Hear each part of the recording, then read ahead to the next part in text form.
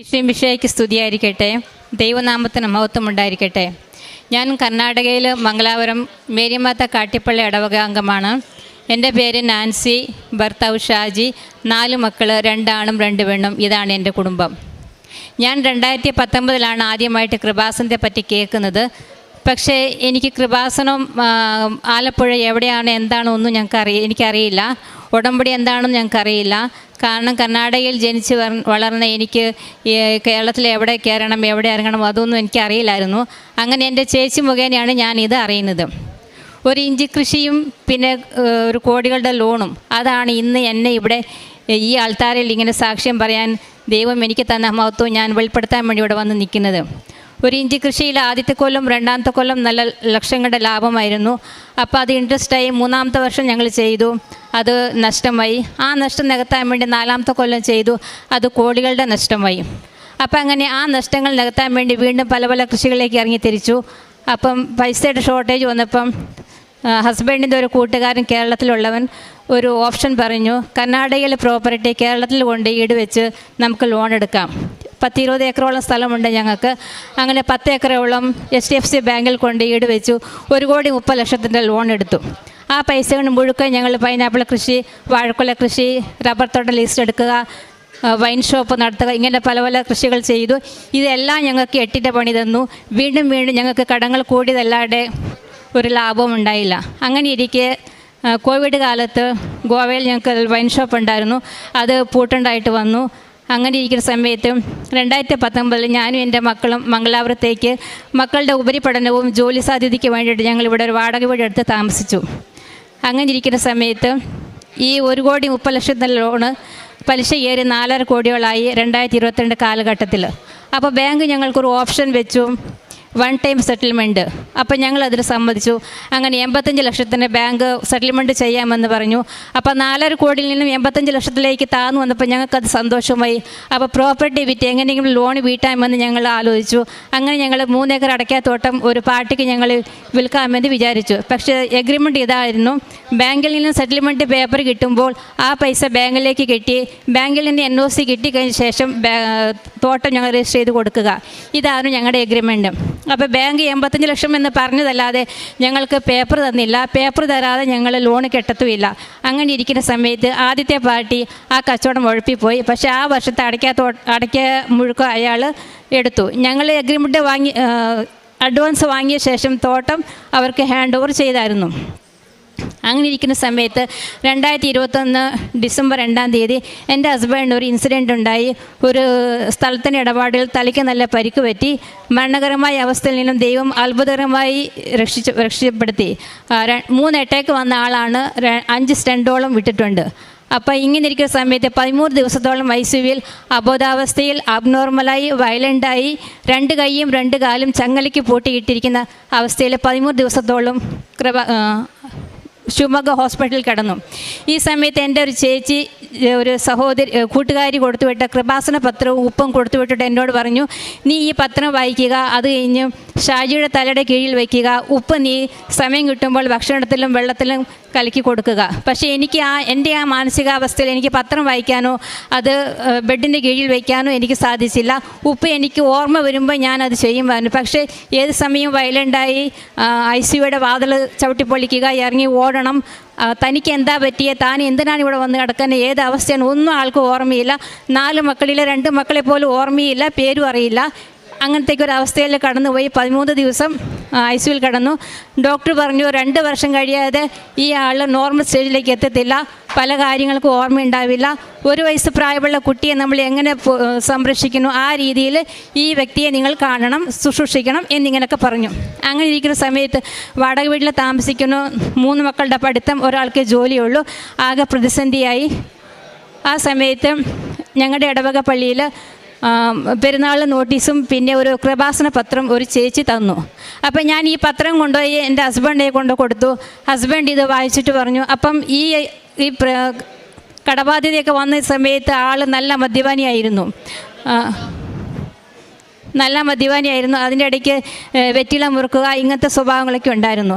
അപ്പോൾ ഈ പത്രം വായിച്ച് കഴിഞ്ഞപ്പോൾ എന്നോട് പറഞ്ഞു, ഇതിൽ മുഴുക്ക സാക്ഷ്യങ്ങളാണ്, ദൈവം ഇങ്ങനെയൊക്കെ അത്ഭുതങ്ങൾ നടത്തുമോ, ഇനി ഏതായാലും വേണ്ടിയാൽ നമുക്ക് ഇവിടെയും കൂടെ ഒന്ന് പോയി നോക്കാം, മാതാവ് അനുഗ്രഹിക്കുവാണെങ്കിൽ ഈ കുറി ഞാൻ രക്ഷപ്പെടും, നമുക്ക് പോവാമെന്ന് പറഞ്ഞു. അങ്ങനെ ഞങ്ങൾ 6 പേരും കൃപാസനത്തിലേക്ക് വരാൻ വേണ്ടി ഞങ്ങൾ ഒരുങ്ങി.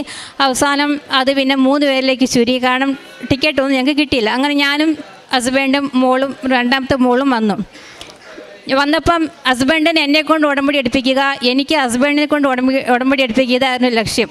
എന്നിരുന്നാൽ ഇവിടെ വന്ന് ഇപ്പം എൻ്റെ കയ്യിൽ ആധാർ കാർഡ് ഇല്ലായിരുന്നു. അതുകൊണ്ട് ദൈവഹിതം പോലെ ഹസ്ബൻഡ് തന്നെ ഉടമ്പടി എടുക്കേണ്ടതായിട്ട് വന്നു.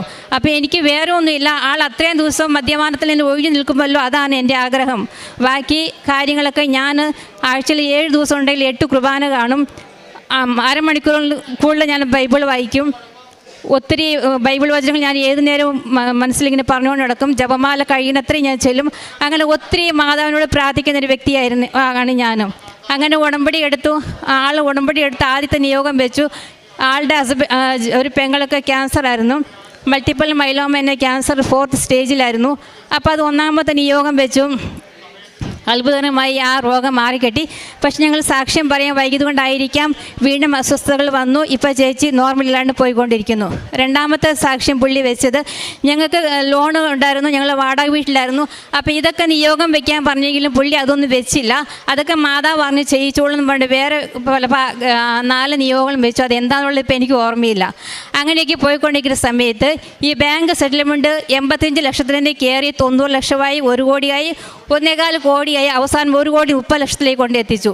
അപ്പോൾ എങ്ങനെയെങ്കിലും ഈ 10 ഏക്കർ സ്ഥലം പിടിപ്പിച്ച് മക്കളെ പഠിപ്പിക്കണം, മക്കളെ കെട്ടിക്കണം, സ്വന്തമായിട്ട് വീട്, അതൊക്കെയാണ് ഞങ്ങളുടെ ലക്ഷ്യം. അപ്പോൾ ഞങ്ങൾ ഈ ബാങ്ക് പറയുന്ന എല്ലാ ഓപ്ഷനും ഞങ്ങൾ സമ്മതിച്ചു. അപ്പോൾ ഈ 1 കോടി 30 ലക്ഷത്തിലേക്ക് വന്നപ്പം ലോണ് 5.5 കോടിയിലേക്ക് എത്തി. അപ്പം ഈ 1 കോടി 30 ലക്ഷം പറഞ്ഞെങ്കിലും അപ്പോഴും അവർ ഞങ്ങൾക്ക് സെറ്റിൽമെൻറ്റ് പേപ്പർ തരുന്നില്ല. അങ്ങനെ ഇരിക്കുന്ന സമയത്ത് ഞാൻ 2023 ഡിസംബർ 30-ാം തീയതി വന്നിട്ട് ഞാൻ ഉടമ്പടി എടുക്കുമായിരുന്നു. അന്ന് ഞാൻ ഉടമ്പടി എടുത്തു. ഞാൻ പ്രതീക്ഷിക്കാതെ തന്നെ എനിക്ക് ജോസഫച്ചനെ കാണാൻ പറ്റി. എനിക്കറിയില്ലായിരുന്നു. ഞാൻ നോക്കുമ്പോൾ അവിടെ ഒരു നീണ്ട നിര കണ്ടു.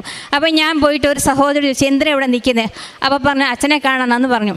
അപ്പോൾ ഞാൻ മാതാവിനോട് പ്രാർത്ഥിക്കാൻ വേണ്ടിയിട്ട് എൻ്റെ ഈ ബാങ്കിൽ വെച്ചേക്കുന്ന സ്ഥലത്തിൻ്റെ ആധാര പേപ്പറുകളും ബാങ്കിൽ നിന്ന് കിട്ടിയ നോട്ടീസും ഞാൻ കൊണ്ടുവന്നിട്ടുണ്ടായിരുന്നു. അപ്പോൾ ഞാൻ ആ നോട്ടീസ് കൊണ്ട് അവിടെ സ്റ്റാഫിൽ കൊണ്ട് കാണിച്ചപ്പോൾ ആ ബ്രദർ എനിക്ക് ടോക്കൺ തന്നു. ഞാൻ ആ ടോക്കണായിട്ട് ഇവിടെ വന്ന് അച്ഛനെ കണ്ടു. അച്ഛൻ എനിക്ക് പ്രാർത്ഥിച്ച് എനിക്കൊരു കാശുപം തന്നു. വിൽക്കാനിട്ടിരിക്കുന്ന സ്ഥലത്ത് കൊണ്ട് ഇത് കുഴിച്ചിടുക എന്ന് പറഞ്ഞ് ഞാൻ അതുപോലെ തന്നെ ചെയ്തു. അത് എനിക്ക് പ്രതീക്ഷിക്കാതെ കിട്ടിയ ഒരു ഭാഗ്യമായിരുന്നു. അങ്ങനെ ഉടമ്പടി എടുത്തുകൊണ്ട് പോയി. ഫെബ്രുവരി 20-ാം തീയതി ബാങ്ക് ഞങ്ങൾക്ക് ഫസ്റ്റ് ഇൻസ്റ്റാൾമെൻറ്റ് സെറ്റിൽമെൻറ്റായിട്ട് ഞങ്ങൾക്ക് 1 കോടി 30 ലക്ഷത്തിൻ്റെ പേപ്പർ ഇഷ്യൂ ചെയ്തു. അപ്പം ഈ സ്ഥലം എടുക്കുന്ന ആൾ പറഞ്ഞു, ഞാൻ കെട്ടിക്കൊള്ളാമെന്ന് പറഞ്ഞു. പക്ഷേ പേപ്പർ കിട്ടിക്കഴിഞ്ഞ ശേഷം അയാൾ പറഞ്ഞു, എൻ്റെ അടുത്ത് പൈസയില്ല, പൈസ ഞാൻ വേറെ പല വഴിയിലേക്ക് ഞാനത് മറിച്ചിട്ടു, എനിക്ക് 2 മാസം ആവാതെ എനിക്ക് പൈസ കിട്ടത്തില്ല എന്ന് പറഞ്ഞു. പക്ഷേ ഈ പേപ്പർ 8 ദിവസത്തെ വാല്യൂ ഉണ്ടായിരുന്നുള്ളൂ. അങ്ങനെ ആ ആദ്യത്തെ ഫസ്റ്റ് 1 ടൈം സെറ്റിൽമെൻറ്റ് പേപ്പറിൻ്റെ വാല്യൂ ഇല്ലാതായി. ബാങ്ക് വീണ്ടും ഞങ്ങളോട് ഭീഷണിയായി. അപ്പോൾ പറഞ്ഞു, ഇനി 5.5 കോടിയിൽ നിന്ന് നിങ്ങൾക്ക് അതിൻ്റെ പലിശ കൊണ്ട് നിങ്ങൾ കെട്ടതായിട്ട് വരുമെന്ന് പറഞ്ഞു. വീണ്ടും ഞങ്ങൾ പ്രാർത്ഥിച്ചു. ഞാൻ ഇടപെടാതെ മാതാവിനോട് ഈ പ്രത്യക്ഷീകരണ പ്രാർത്ഥന ഏത് നേരവും ഞാൻ യൂട്യൂബ്, ഫേസ്ബുക്ക്, സീരിയൽ, TV ഒന്നും ഞാൻ കാണാറില്ല. ഞാൻ എപ്പോഴും മാതാവിനെ പ്രാർത്ഥിച്ചുകൊണ്ടിരിക്കും. അച്ഛൻ്റെ ടോക്കുകൾ കേൾക്കുക, ആത്മീയ കാര്യങ്ങൾ കാണുക, അതല്ലാതെ വേറെ ഒന്നും ഞാൻ ചെയ്യില്ല. അങ്ങനെ ഇരിക്കുന്ന സമയത്ത് ബാങ്ക് കെട്ടെന്ന് പറയുന്നില്ല, ഞങ്ങൾക്ക് പേപ്പർ തരില്ല. അങ്ങനെ ആദ്യത്തെ സെറ്റിൽമെൻറ്റ് പേപ്പറിൻ്റെ വാല്യൂ കഴിഞ്ഞു. വീണ്ടും ഞങ്ങൾക്ക് ബാങ്ക് 3 മാസത്തെ അവധി തന്നു. പക്ഷേ ഇതിനൊക്കെ കാരണം വേറെ ഒന്നുമുണ്ട്. ബാങ്ക് ഞങ്ങൾക്ക് എൻ്റെ ഹസ്ബൻഡ് ഒരു ഹെൽത്ത് ഇഷ്യൂസ്, ഞാൻ പറഞ്ഞില്ല, ഹാർട്ട് അറ്റാക്ക് വന്നതും പിന്നെ ഹെഡ് ഇഞ്ചുറിയും. അപ്പോൾ അതിൻ്റെ മെഡിക്കൽ റിപ്പോർട്ടുകളൊക്കെ ഞങ്ങൾ സബ്മിറ്റ് ചെയ്തു. പിന്നെ ഹസ്ബൻഡിൻ്റെ ചേച്ചിയുടെ പേരിലാണ് ഞങ്ങൾ ലോൺ എടുത്തത്. ചേച്ചിക്ക് ഒരു വീട് മേടിച്ചു കൊടുത്ത് ആ വീടും കൂടെ വെച്ചിട്ട്, അപ്പോൾ ചേച്ചി ഈ ക്യാൻസർ പേഷ്യൻ്റെ ഹെൽത്ത് ഇഷ്യൂസ് ആ റിപ്പോർട്ടെല്ലാം കാണിച്ചതിന് ഇതിലാണ് ഞങ്ങൾക്കൊരു കുറച്ച് കൺസെഷൻ അവർ ചെയ്തു തന്നത്. അങ്ങനെ ഇവർ തന്നില്ല. അവസാനം ഞാൻ ജൂൺ 26-ാം തീയതി വീണ്ടും വന്ന് ഉടമ്പടി പുതുക്കിയപ്പോൾ ഞാൻ മാതാവിനോട് ഞാൻ ഇത്രയേ പറഞ്ഞോളൂ, മാതാവേ, ഡിസംബർ 23-ാം തീയതി ഞാൻ ഉടമ്പടി എടുത്തു. ഈ വർഷം 23-ാം തീയതി ഡിസംബർ 31-ാം തീയതി ആകുമ്പോഴത്തേക്കും മാതാവേ, നീ എൻ്റെ ഈ ബാങ്കിൻ്റെ ഇടപാട് മാത്രം നീ എനിക്ക് പരിഹരിച്ച് തന്നാൽ മതി, വേറെ ഒന്നും ഞാൻ എന്നോട് ആവശ്യപ്പെടുന്നില്ല. അതൊരു ഒരു ആവശ്യം ഞാൻ മാതാവിനോട് പറഞ്ഞിട്ട് പോയി. ആഗസ്റ്റ് 31 മാതാവേ, ബാങ്ക് എങ്ങനെയെങ്കിലും സെറ്റിൽമെൻറ്റ് പേപ്പർ ഞങ്ങൾക്ക് തരണം, ആ പൈസ ഞങ്ങളെ കൊണ്ട് കെട്ടാൻ സാധിക്കണം മാതാവേ. ഇത് നീ എനിക്ക് സാധിച്ചു തന്നാൽ ഞാനിവിടെ വന്ന് സാക്ഷ്യം പറയും. ഇതായിരുന്നു എൻ്റെ ആവശ്യം. എന്തെന്ന് പറയട്ടെ, ബാങ്ക് വീണ്ടും ഞങ്ങളെ സെറ്റിൽമെൻറ്റിന് വിളിച്ചു. അങ്ങനെ ഞങ്ങൾ പോയി. അപ്പോൾ ബാങ്ക് വീണ്ടും പൈസ കൂട്ടി. 1,30,00,000 എന്നുള്ളത് ഫെബ്രുവരി മുതൽ ജൂൺ മാസം വരെയുള്ള പലിശ കയറ്റി വീണ്ടും 1,40,00,000 രൂപയാക്കി. അപ്പോൾ അത് ഞങ്ങളെ കൊണ്ട് സാധ്യമല്ല എന്ന് പറഞ്ഞു. പിന്നെ അവരത് കുറച്ച് 1,32,500,000 രൂപ അങ്ങനെ ഒരു സെറ്റിൽമെൻറ്റ് പേപ്പർ തന്നു ആഗസ്റ്റ് 20 ഈ പേപ്പർ കിട്ടിക്കഴിഞ്ഞപ്പോൾ വീണ്ടും ഈ പാർട്ടി പറഞ്ഞു, നിങ്ങൾ സൈൻ ഇട്, അത് കഴിഞ്ഞിട്ട് ഞങ്ങൾ ബാങ്കിൽ പൈസ കെട്ടാമെന്ന് പറഞ്ഞു. പക്ഷെ ഞങ്ങൾ പറഞ്ഞു, നിങ്ങൾ ഫസ്റ്റ് പൈസ കെട്ട്, അത് കഴിഞ്ഞ് ഞങ്ങൾ എഗ്രിമെൻറ്റ് രജിസ്റ്റർ ചെയ്ത് തരാമെന്ന് പറഞ്ഞു. അങ്ങനെ എഗ്രിമെൻറ്റ് രജിസ്റ്റർ ചെയ്ത് കൊടുക്കാനായിട്ട് ഇവർ ബാങ്കിൽ പൈസ കെട്ടാമെന്ന് പറഞ്ഞ് ഞങ്ങളെ ഇവിടുന്ന് മംഗലാപുരത്ത് ഞങ്ങൾ ശിവമൊഗ്ഗയിലേക്ക് വിളിച്ചു. ഞങ്ങൾ അവിടെ ചെന്ന് കഴിഞ്ഞിട്ട് ഇവർ പറഞ്ഞു സൈൻ ഇടാൻ പറഞ്ഞു. ഹസ്ബൻഡ് പറഞ്ഞു നിങ്ങൾ പൈസ കെട്ടിയില്ല, എന്നാൽ ഞങ്ങൾ സൈൻ ഇടത്തില്ല എന്ന് പറഞ്ഞു. അങ്ങനെ അങ്ങോട്ടും ഇങ്ങോട്ടും പ്രശ്നങ്ങളായി. ഞങ്ങൾ അവിടെ സൈൻ ഇടാതെ ഞങ്ങൾ തിരിച്ചു പോന്നു കഴിഞ്ഞ് ഇപ്പോൾ വീണ്ടും ഇവർക്ക് പ്രശ്നമായി. ഇവർ പിന്നെ ഞങ്ങളോട് പറഞ്ഞു, ഇവരവിടെ കേരള ബാങ്കിൽ പോയി ഇവർ സകല കാര്യങ്ങൾ അന്വേഷിച്ചിട്ട് തിരിച്ചു പോകാൻ ഞങ്ങളെ വിളിച്ചു. ആഗസ്റ്റ് 30 ഞങ്ങളെ വിളിച്ചു. 1,32,500,000 രൂപ കെട്ടി ഞങ്ങളുടെ മുമ്പിൽ നിന്ന് വെച്ച് അവർ കെട്ടി ഞങ്ങൾ എഗ്രിമെൻറ്റ് സൈൻ ചെയ്ത് കൊടുത്തു. ഇതെല്ലാം എഗ്രിമെൻറ്റ് സൈൻ ചെയ്ത് കൊടുക്കാൻ നേരത്തെ വീണ്ടും പ്രശ്നങ്ങൾ വന്നു. എന്താണെന്ന് വെച്ചാൽ സർവേയർ കംപ്ലൈൻ്റ് ആണ്, ഇന്നത്തെ ദിവസം നിങ്ങൾക്ക് ഇത് രജിസ്റ്റർ ചെയ്യാൻ പറ്റത്തില്ല, അതുകൊണ്ട് ഞായറാഴ്ച രാവിലെ 10:00 വരണമെന്ന് ഈ പൈസ കെട്ടിയ ആൾക്കാർ പറയണം. പക്ഷേ 31 ഞങ്ങൾ ഈ കേരള ബാങ്ക് മംഗലാപുരത്ത് നിന്ന് കേരള ബാങ്കിലേക്ക് വന്ന് ഞങ്ങൾ 3 പേരും, ഞാനും ഹസ്ബൻഡ് പെങ്ങളും, ഞങ്ങൾ 3 പേരും സൈൻ ഇട്ട് കൊടുത്താലേ ഞങ്ങളുടെ ഈ ലോൺ ക്ലോസ് ആകത്തുള്ളൂ. അല്ലെങ്കിൽ സെപ്റ്റംബർ മാസം ആകുമ്പോഴത്തേക്കും ബാങ്കിൻ്റെ റൂൾസുകൾ വേറെയാകും, അതുകൊണ്ട് ഈ കെട്ടിയ തുകയ്ക്ക് എന്താവുമെന്ന് പറയാൻ പറ്റത്തില്ല എന്ന് പറഞ്ഞു. അപ്പോൾ ഞങ്ങൾക്ക് ബാങ്കിലേക്കും വരണം, അവിടെ സൈൻ ഇട്ട് കൊടുക്കുകയും ചെയ്യണം. എന്താ ചെയ്യണമെന്ന് അറിയില്ല. ഞാൻ മാതാവിനോട് ചോദിച്ചു, മാതാവേ നിൻ്റെ പരീക്ഷണം ഇനി തീർന്നില്ലേ, ഇനി എന്താ ഞാൻ വേണ്ടേ? ഞാൻ അവിടെ നിന്ന് ഒത്തിരി കരഞ്ഞു. അവസാനം ഒരാൾ വന്നിട്ട് പറഞ്ഞു 30,000 രൂപ കൈക്കൂലി കൊടുത്താൽ ഇന്ന് തന്നെ രജിസ്റ്റർ ചെയ്യാമെന്ന് പറഞ്ഞു. അങ്ങനെ ഈ സ്ഥലമെടുത്ത പാർട്ടി 30,000 രൂപ കൈക്കൂലി കൊടുത്തു. അന്ന് തന്നെ എല്ലാ കാര്യങ്ങളും ചെയ്തു. അന്ന് തന്നെ ഞങ്ങൾ തിരിച്ച് മംഗലാപുരത്തേക്ക് വന്നു. പിറ്റേ ദിവസം രാവിലെ 4 മണിക്ക് ഞങ്ങൾ ഇവിടുന്ന് എണീച്ച് സുൽത്താൻ ബത്തേരിയിലേക്ക് പോകണം. ഞങ്ങൾ രാവിലെ 4:30 എണീച്ച് പോകാൻ നോക്കുമ്പോൾ കാറ് സ്റ്റാർട്ടിങ് ട്രബിൾ. തലേദിവസം മൈനർപ്പണിയെല്ലാം ചെയ്ത് കൊണ്ട് നിർത്തിയ വണ്ടിയാണ്. രാവിലെ ഞങ്ങൾ കയറുമ്പോൾ ഒരു അനക്കവും ഇല്ല, ഒരു ലൈറ്റും കത്തുന്നില്ല, ഒന്നുമില്ല. അപ്പം ഞങ്ങൾക്ക് വീണ്ടും പരീക്ഷണമാണല്ലോ. ഞാൻ ഒട്ടും മടിച്ചില്ല. മാതാവിൻ്റെ എണ്ണ എടുത്തുകൊണ്ടുവന്ന് വന്ന് സ്റ്റീരിങ്ങിലും ബോനറ്റയിലും എല്ലാ വണ്ടിയും മൊത്തം ഞാൻ തൂത്തു. നിമിഷ നേരം കൊണ്ട് വണ്ടി സ്റ്റാർട്ടായി. ഇവിടുന്ന് അന്ന് ശനിയാഴ്ച ആയിരുന്നു. ഞാൻ മാതാവിനോട് പറഞ്ഞു, മാതാവ് 2 മണിക്കുള്ളിൽ ഞങ്ങൾ ഇനി അവിടെ എത്തിക്കണം. അത്ഭുതമെന്ന് പറയട്ടെ, കൃത്യം 2 മണിയായപ്പോഴത്തേക്കും HDFC ബാങ്കിൻ്റെ മുമ്പിൽ ഞങ്ങളുടെ കാർ എത്തി. അങ്ങനെ ഞങ്ങൾ അവിടെ എല്ലാ കാര്യങ്ങളും ചെയ്ത് ഞങ്ങൾ പോന്നു. ഇനി 15 ദിവസത്തിനുള്ളിൽ ഞങ്ങൾക്ക് NOCയും ഡോക്യുമെൻറ്റ്സും കിട്ടിക്കഴിഞ്ഞ് സ്ഥലം എഴുതി കൊടുക്കണം, രജിസ്റ്റർ ചെയ്യണം, ബാക്കി തുക കെട്ടണം. അതാണ് 1ാമത്തെ നിയോഗം. 2ാമത്തെ നിയോഗം, എൻ്റെ 2ാമത്തെ മോളൊരു ഡയറ്റീഷ്യനാണ്. അവൾക്ക് ജോലി ഉണ്ടായിരുന്നു. അപ്പോൾ ജോലി വന്ന സ്ട്രെസ്സ് കാരണം അവൾ രാജിവെച്ച് 3 മാസത്തോളം വീട്ടിലിരുന്ന് വേറെ ജോലിക്ക് അപ്ലൈ ചെയ്തിട്ടും അതൊന്നും അവൾക്ക് കിട്ടിയില്ല. അപ്പം അങ്ങനെ ഞാൻ നിയോഗത്തിൽ വെച്ചു. അവൾക്ക് ഡൽഹിയിൽ ഒരു ജോലി കിട്ടി, ഡയറ്റീഷ്യനൊരു ജോലി കിട്ടി. 1.5 മാസമേ ആയുള്ളൂ. പക്ഷേ അവൾക്ക് കിട്ടുന്ന ശമ്പളം, അവളുടെ PG ചെലവും അവളുടെ ചെലവും കഴിഞ്ഞ് ഒന്നും ഒക്കെ ബാക്കിയില്ല. എന്നാൽ എക്സ്പീരിയൻസ് ആവട്ടെ എന്ന് വിചാരിച്ച് അവളോട് ജോലിയിൽ നിന്നു. അപ്പോൾ കഴിഞ്ഞ ഒരാഴ്ച കാലമായിട്ട് അവൾക്ക് ഭയങ്കര ഹെൽത്ത് ഇഷ്യൂസ് ആയത് കണ്ട് അവൾ പറഞ്ഞു, മമ്മി ഞാൻ അങ്ങോട്ട് വീട്ടിലേക്ക് വരും, എനിക്ക് പറ്റുന്നില്ല എന്ന് പറഞ്ഞു. അപ്പോൾ ഞാൻ പറഞ്ഞു, ഒന്നെങ്കിൽ നീ അവരോട് ലീവ് ചോദിക്കുക, ഇല്ലെങ്കിൽ വർക്ക് ഫ്രം ഹോം ചോദിക്കുക. ഇത് രണ്ടും തന്നില്ലെങ്കിൽ നീ ജോലി രാജിവെച്ചിട്ട് വരാൻ പറഞ്ഞു. അപ്പോൾ ഇവള് ജോലിയിൽ ഭയങ്കര സിൻസിയറിറ്റി കാണിക്കുന്ന കാരണം അവിടുത്തെ HR-ക്കും മാനേജർക്കും എല്ലാം ഇവളെ ഭയങ്കര കാര്യമാണ്. അങ്ങനെ ഇവിടെ ഹെൽത്ത് ഇഷ്യൂസ് കാര്യം പറഞ്ഞപ്പോൾ അവർ നീ ജോലി രാജിവെക്കേണ്ട, വർക്ക് ഫ്രം ഹോം തരാമെന്ന് പറഞ്ഞു. അങ്ങനെ അവൾക്ക് 1.5 മാസമേ ആയുള്ളൂ. പക്ഷേ ആ കമ്പനിയിൽ 3 വർഷമൊക്കെ ആയിട്ട് വർക്ക് ഫ്രം ഹോം കൊടുക്കാതെ സീനിയേഴ്സ് ഇപ്പോഴും ഓഫീസിൽ തന്നെ എന്നെ ജോലി ചെയ്യുവാണ്. അപ്പോൾ 1.5 മാസം ജോലിയെടുത്ത എൻ്റെ മോൾക്ക് ദൈവം ഒരു ഹെൽത്ത് ഇഷ്യൂസ് കൊടുത്തത് അത് ഒരുപക്ഷെ നന്മയായിട്ടേ ഞാൻ കാണുന്നുള്ളൂ. അവൾ ഇപ്പം ഡൽഹിയിൽ വീട്ടിലേക്ക് വരുവാണ് വർക്ക് ഫ്രം ഹോമായിട്ട്. അതെൻ്റെ 2ാമത്തെ നിയോഗം. 3ാമത്തെ നിയോഗം, ഞങ്ങൾക്ക് ശിവമൊഗ്ഗയിൽ സ്വന്തമായിട്ട് വീടും ഒക്കെ ഉണ്ടായിരുന്നു. ഉണ്ടായിരുന്നു, തോട്ടങ്ങളൊക്കെ ഉണ്ടായിരുന്നു. പക്ഷേ ഈ ഞാൻ പറഞ്ഞില്ലേ ബാങ്ക് ലോണ്, അപ്പോൾ ഞങ്ങൾ ഈ മംഗലാപുരത്ത് വാടക വീട്ടിൽ 3 വർഷമായിട്ട് ഞങ്ങൾ താമസിച്ച വീട് അതൊരു ഐശ്വര്യമുള്ള വീടാണ്. ഞങ്ങൾക്ക് ഒത്തിരി ആഗ്രഹമുണ്ടാണ് ഈ വീട് സ്വന്തമാക്കണമെന്ന്. 3 വർഷം വാടക വീട്ടിൽ താമസിച്ച ആ വീട് തന്നെ ദൈവം ഞങ്ങൾക്ക് നല്ലൊരു ഭവനമായിട്ട് ഞങ്ങൾക്ക് മേടിക്കാനും ഞങ്ങളുടെ വേലയ്ക്ക് രജിസ്റ്റർ ചെയ്ത് എടുക്കാനും ഞങ്ങൾക്ക് സാധിച്ചു. പിന്നെ എൻ്റെ മോന് BCom നല്ല മാർക്കോട്ട് പാസ്സാകാൻ വേണ്ടി ഞാൻ പ്രാർത്ഥിച്ചു, നിയോഗം വെച്ചു. അവൻ നല്ല മാർക്കോട് പാസ്സായി. അവൻ ഇനി അടുത്ത് ജർമ്മനിയിൽ ഉയർന്ന പഠനത്തിന് വേണ്ടി പോകണമെന്ന് ആഗ്രഹിച്ചു. അപ്പോൾ ഞാൻ മാതാവിനോട് ഇങ്ങനെ പ്രാർത്ഥിച്ചു, മാതാവേ അവൻ്റെ വഴി തിരഞ്ഞെടുക്കാൻ നീ അനുവദിക്കണമേ, നീ അതിനെ ഇടവരുത്തണമേ, നീ കാണിച്ചു തരണമേന്ന്. വെറുതെ ഒരു ആപ്ലിക്കേഷൻ അയച്ചതാ, വെറുതെ വീട്ടിലിരിക്കുമല്ലേ എന്ന് വിചാരിച്ചു. അപ്പോൾ അവനും കിട്ടിയൊരു ഓൺലൈൻ പണി വർക്ക് ഫ്രം ഹോമായിട്ട്. പിന്നെ എൻ്റെ ഹസ്ബൻഡിന് മദ്യപാനം, മുറുക്ക്, ഇങ്ങനെയുള്ള കാര്യങ്ങളെല്ലാം ഹസ്ബൻഡ് ഒഴിവാക്കി. ഹസ്ബൻഡ് ഇപ്പോൾ ആത്മീയ ചേതനത്തിൽ നല്ല വ്യക്തിയായിട്ട് മാറിയിരിക്കുന്നു. പിന്നെ പ്രേക്ഷിത പ്രവർത്തനം, കാരുണ്യ പ്രവൃത്തിയൊക്കെ ഞാൻ പറഞ്ഞില്ലേ, ആഴ്ചയിൽ 7 ദിവസം ഉണ്ടെങ്കിൽ 8 ദിവസം ഞാൻ കുർബാനയ്ക്ക് പോകും. പിന്നെ ബൈബിൾ ഇടപെടാതെ വായിച്ചുകൊണ്ടിരിക്കും. ഞാൻ എൻ്റെ മൊബൈലിൽ ഞാൻ ദിവസവും ഓരോ ബൈബിൾ വചനം സ്റ്റാറ്റസ് ആയിട്ട് ഇടും. കാരണം എൻ്റെ കോൺടാക്റ്റ് ലിസ്റ്റിലുള്ളവർ ഈ വചനം കാണുമ്പോൾ അവരെ സ്പർശിക്കുന്ന ഏതെങ്കിലും ഒരു വാക്കായിരിക്കും അവരുടെ ജീവിതത്തിന് അവർക്ക് പ്രചോദനമാകുക.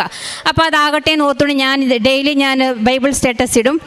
പിന്നെ ഇവിടെ ഞങ്ങൾ 3 മാസത്തിന് ശേഷം 4 മാസത്തിലൊരിക്കൽ ഞാൻ വന്ന് കഴിയുമ്പം കന്നഡ, കൊങ്കണി, പിന്നെ മലയാളം പത്രം ഞാൻ മേടിച്ചുകൊണ്ട് പോയിട്ട് അവിടെ കൊണ്ട് കൊടുക്കും. എൻ്റെ ഹസ്ബൻഡ് ഉടമ്പടി എടുത്ത് എൻ്റെ ഹസ്ബൻഡിൽ വന്ന ഒത്തിരി മാറ്റങ്ങൾ കണ്ട് എൻ്റെ കുടുംബത്തിലുള്ള 9 പേരെ കൊണ്ട് ഞങ്ങൾ ഉടമ്പടി എടുപ്പിച്ചു. എൻ്റെ അടുത്തുള്ളൊരു കൊങ്കണി ഫാമിലി, ഒരപ്പനും അമ്മയും ഒരു മകനും. ആ മകന് MCom കഴിഞ്ഞ് ജോലി ഇല്ലാതിരിക്കുമായിരുന്നു. ആ മകനെ കൊണ്ട് ഉടമ്പടി എടുപ്പിച്ച് അവനിപ്പം ദുബായിൽ ജോലിയായിട്ടിരിക്കുന്നു.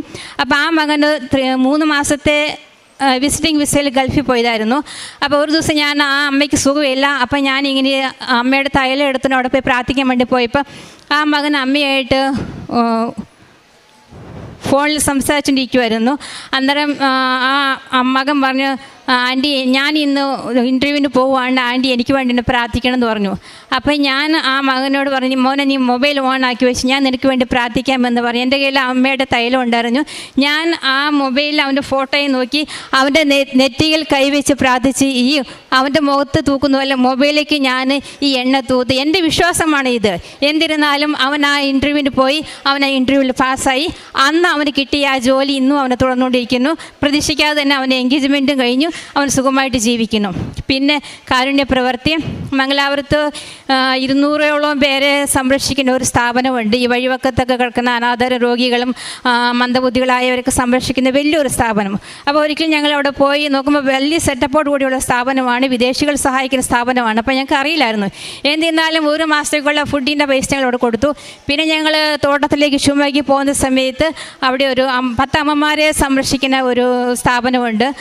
അവിടെ ഞങ്ങൾ പോകും, അവർക്ക് അരി സാധനങ്ങൾ കൊടുക്കും, പിന്നെ ഫുഡ് അങ്ങനെയുള്ള കാര്യങ്ങൾ കൊടുക്കും. പിന്നെ ഞങ്ങൾക്ക് തുണിക്കട ഉണ്ടായിരുന്നു. ആ കടയിൽ ഞാൻ കുറേ നൈറ്റിയും കാര്യങ്ങളൊക്കെ എടുത്ത് അവർക്ക് കൊണ്ട് കൊടുക്കും. ആ അമ്മമാരെ ഞാൻ ഈ തൈലം പൂശി ഞാൻ പ്രാർത്ഥിക്കും. അതങ്ങനെയൊക്കെ ചെയ്യും. പിന്നെ ഈ മൈസൂരിൽ ഒരു 60 മക്കളെ സംരക്ഷിക്കുന്ന ഒരു അനാഥാലയമുണ്ട്, ചെറിയ കുട്ടികൾ. അവർക്ക് 1 മാസം എല്ലാ മാസവും ഞാൻ ചെറിയ തോതിൽ പൈസ ഞാൻ ഇട്ട് കൊടുക്കും. പിന്നെ ഈ ഓരോരോ ഫ്രണ്ട്സിൻ്റെ ഗ്രൂപ്പിൽ അറിയാവുന്നവർ ഓരോ സഹായം തേടി മെസ്സേജ് വരുമല്ലോ, അവർക്ക് ഞാൻ എൻ്റെ കയ്യിൽ എന്നെ സഹായിക്കും. ഇതൊക്കെയാണ് ഞാൻ ചെയ്തിരിക്കുന്നത്. ഇനിയും തുടർന്ന് ഇതുപോലെ നല്ല നല്ല സാക്ഷ്യങ്ങൾ പറയാൻ ദൈവം എനിക്ക് ഇടവരുത്തട്ടെ. പിന്നെ എൻ്റെ മൂത്ത മോൾക്ക് മംഗലാപുരത്ത് തന്നെ ജോലി വേണം. അവൾ സോഫ്റ്റ്വെയർ എഞ്ചിനീയറാണ്. മംഗലാപുരത്ത് തന്നെ ജോലി വേണം. അവൾ ആഗ്രഹിച്ച കമ്പനിയിൽ തന്നെ ജോലി വേണം. മമ്മി എനിക്ക് വേണ്ടി പ്രാർത്ഥിക്കണം, നിയോഗം വെച്ചില്ലായിരുന്നു, പ്രാർത്ഥിക്കണം എന്ന് പറഞ്ഞു. പ്രാർത്ഥിച്ചു. ആ ആഗ്രഹം മാതാവ് സാധിച്ചു തരുന്നു. ഇനി മക്കൾക്ക് നല്ലൊരു വിവാഹാലോചന വേണമെന്നാണ് എൻ്റെ ആഗ്രഹം. ഞാൻ അതിനുവേണ്ടി പ്രാർത്ഥിക്കുന്നുണ്ട്. മാതാവ് അത് ഉറപ്പായിട്ട് എനിക്ക് സാധിച്ചു തരും.